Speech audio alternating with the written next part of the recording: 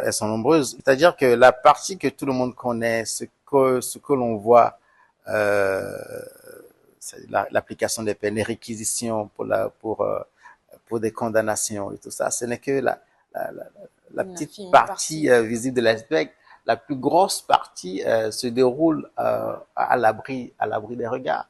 C'est-à-dire que quand vous avez un procureur qui vient à l'audience pour requérir dans un dossier, faut savoir qu'il a fait un gros travail derrière. C'est-à-dire que il doit, depuis que les faits ont été dénoncés, il doit superviser les investigations.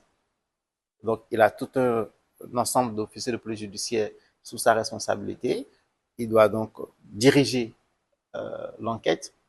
Ensuite, quand le dossier d'enquête, la procédure lui est présentée, il doit faire une option sur la poursuite ou pas, décider des modalités de poursuite, trancher dès l'entame de la procédure s'il a besoin de retenir la personne visée par les faits en détention provisoire ou pas.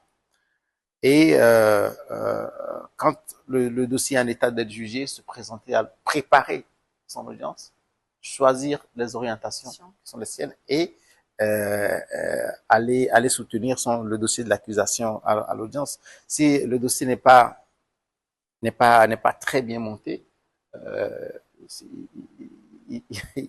ça lui revient directement à la gueule. Ouais. Donc, non, il y a tout un travail Travail. qu'il faut faire derrière. Ce stress-là. J'essaie de ne pas trop me concentrer sur voilà, l'ampleur médiatique, les différentes pressions que je peux subir dans le cadre du traitement d'un dossier. Et j'essaie surtout de m'évader dans ma tête. Je peux j'en rentrer très tard et comme je sens que le sommeil va peut-être être un peu difficile, je mets un film ou un truc comme ça pour déconnecter complètement. Où je me plonge dans la lecture d'un livre. J'aime beaucoup lire pour me déconnecter. Et puis voilà, je m'évade comme ça et le lendemain, je reviens à ma réalité.